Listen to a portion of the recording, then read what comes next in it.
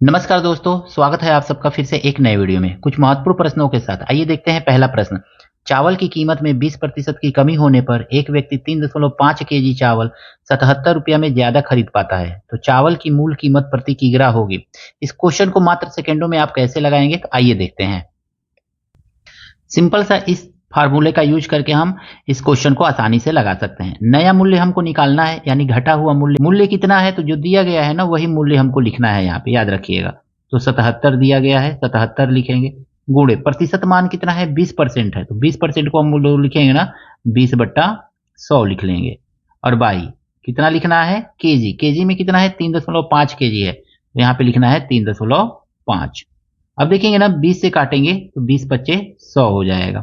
अब यहाँ पे दशमलव है ना, तो ऊपर एक दशमलव जीरो बढ़ा लीजिए, यानी 77 गुणे 100 10 लिख लीजिए, सॉरी। और नीचे 5 है ना, तो 5 यहाँ पे लिख लीजिए, गुणे 1/5 लिख लीजिए। अब भाई 35 है, तो हम यहाँ पे लिखेंगे 35। यही तो करेंगे ना। अब देखिए एक पॉइंट था, हमने पॉइंट बढ़ा लिए। 5 से काटेंगे तो 5 दूनी 10 आ जाएगा। इससे इसमें मल्टीप्लाई कर लेंगे, यहां पे इसे काट दीजिए।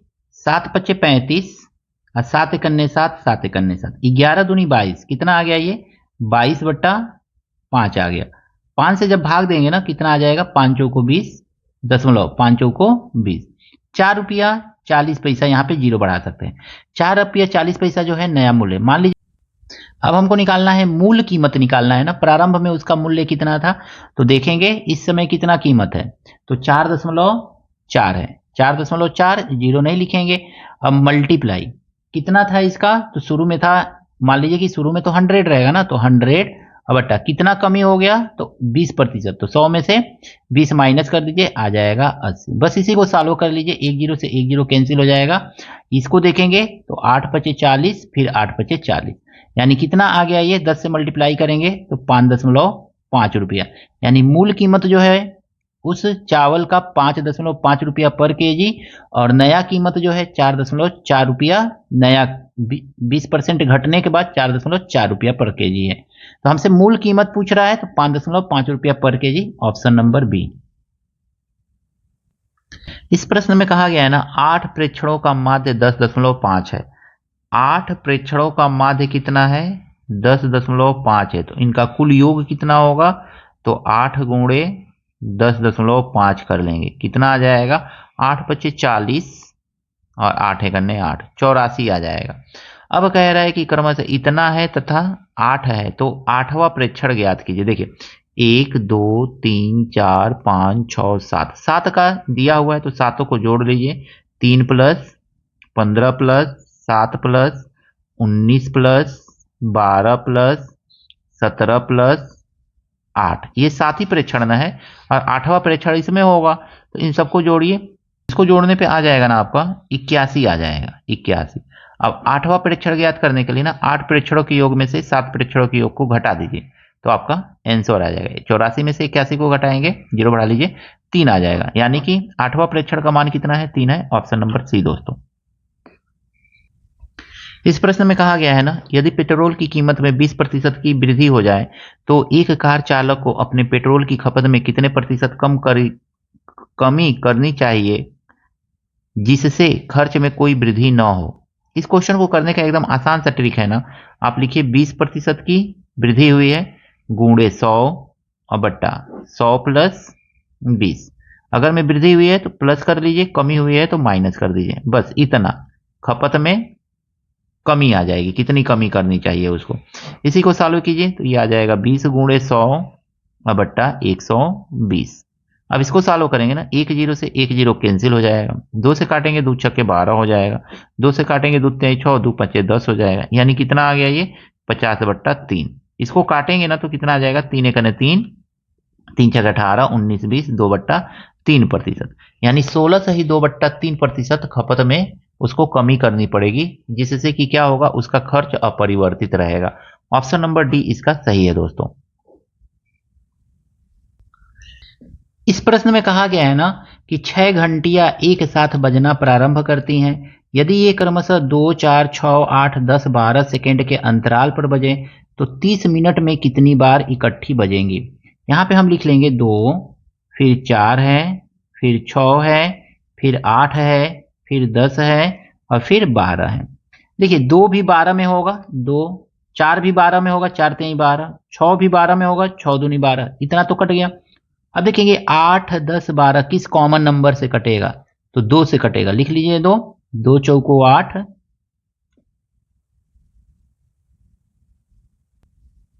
2 पच्चे 10 और 2 छक्के 12। फिर देखेंगे 4 और 6 भी कटेगा अभी, तो 2 दूनी 4 और 2 तिहाई 6, किससे कटा है तो 2 से। जिससे कटे उसको यहाँ पे लिख लीजिए, एलसीएम निकालते समय हमको इसका एलसीएम ही निकालना है। अब यहाँ पे देखेंगे ना, इन तीनों नंबरों का आपस में मल्टीप्लाई कर लेंगे। 2 पच्चे 10, 10 तिहाई 30, 30 को यहाँ पे मल्टीप्लाई करके लिख लेंगे 30। ठीक है, अब इन सब का मल्टीप्लाई करेंगे तो यही आपका एलसीएम होगा। तो एलसीएम हमारा कितना आ जाएगा, 2 दूनी 4 तिहाई 12, 120 सेकेंड आएगा। 120 सेकेंड में हम जानते हैं कितना मिनट होगा, 2 मिनट होगा। अब हमसे पूछा जा रहा है 30 मिनट में कितनी बार एक साथ बजेगी, तो 30 मिनट में 2 मिनट में एक बार बज रही है एक साथ, तो 30 मिनट में कितनी बजे, 2 से भाग दे दीजिए, यानी 15 बार ये इकट्ठा एक साथ बजेंगी। ऑप्शन नंबर बी इसका सही है। आ गया है दोस्तों, 6 सेंटीमीटर त्रिज्या और 8 सेंटीमीटर ऊंचाई वाले एक बेलन का कुल पृष्ठीय क्षेत्रफल होना चाहिए। यहाँ पे पृष्ठीय क्षेत्रफल ज्ञात कीजिए। कुल पृष्ठीय क्षेत्रफल ज्ञात करना है बेलन का, तो बेलन का कुल पृष्ठीय क्षेत्रफल क्या होता है, इस तरह से बना लीजिए एक बेलन समझने के लिए। बेलन आपका ऐसा सिंपली रहेगा, इस तरह से हम बेलन बनाएंगे। इसका जो त्रिज्या दिया हुआ है आर दिया हुआ है आपका 6 सेंटीमीटर, ऊंचाई जो दिया हुआ है ये वाला, हाइट दिया हुआ है 8 सेंटीमीटर। कुल पृष्ठीय क्षेत्रफल बराबर क्या होता है, तो 2 पाई आर ब्रैकेट में h प्लस आर, ये तो कुल पृष्ठीय क्षेत्रफल का फार्मूला होता है बेलन का। 2 लिखेंगे, 2 पाई का वैल्यू कितना है, तो 22/7 लिख लेंगे, 22/7। और आर कितना है, तो आर है आपका 6, और एच कितना है यहाँ पे, तो एच दिया हुआ है 8 सेंटीमीटर प्लस 6 सेंटीमीटर, चाहे तो 14 भी लिख सकते थे डायरेक्ट। 22 दूनी 44 हो जाएगा, गुणे 6 और बट्टा 7 और गुणे 8 6 14, काट दीजिए, 2 बार में कट जाएगा। 6 दूनी 12, 12 चौको 48, 4 12 चौको 48 और 4 52, 528 सेंटीमीटर स्क्वायर जो है इसका कुल पृष्ठीय क्षेत्रफल है, 528 सेंटीमीटर, ऑप्शन नंबर ए। प्रश्न में कहा गया है ना, यदि गोले की त्रिज्या 80% कम कर दी जाए तो आयतन कितने प्रतिशत कम होगा। मान लीजिए ना कि R जो है, पहले R1 जो था वो 100 था, ध्यान से समझिएगा बात को। 80% कम कर दिया जाए ना, 100 था तो 80% कम कर दिया जाएगा तो R2 कितना हो जाएगा, 20 ही ना बचेगा, तो R2 20 बचेगा 80% कमी करने के बाद। अब इसको देखेंगे ना, तो 20 25 100 और 20 एकन्ने 20, यानी 5 और 1 का रेशियो हमको यहाँ पे मिल रहा है। अब ध्यान से समझिएगा, अगर में हम निकालें आयतन, तो V1 इजगल टू अब V2 इजगल टू, यही तो निकालेंगे ना आयतन। दोनों का पूछ रहा है कि कितना कम हो जाएगा पहले से, कितना प्रतिशत, तो V1 देखेंगे 4/3 पाई आर क्यूब होता है, R1 क्यूब लिख लीजिए, और यहाँ पे देखेंगे 4/3 पाई R2 क्यूब। दोनों के आयतनों में अनुपात कितना का आएगा, 4/3 पाई से 4/3 पाई कैंसिल हो जाएगा। यहाँ पे 5 रखेंगे, 5 का क्यूब करेंगे तो 125 आएगा, और यहाँ पे 1 रखेंगे, 1 का क्यूब करेंगे तो 1 ही आएगा। दोनों के बीच में अंतर कितने का आ गया, 124 का आ गया, 124 का आ गया अंतर। यही तो अंतर है ना, कितना इतना कम हो गया, यानी 125 पहले आयतन था, अब घट करके 1 आ गया है।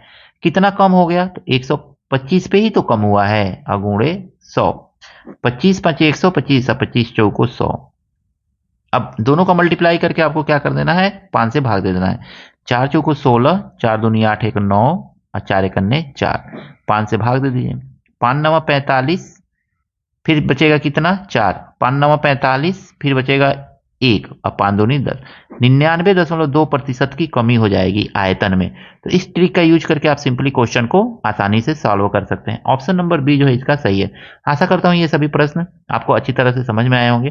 कहीं कोई त्रुटि है, कोई कमी है, जरूर कमेंट करके बताइएगा। मिलते हैं नेक्स्ट वीडियो में दोस्तों नए प्रश्नों के साथ। Thank you, best of luck.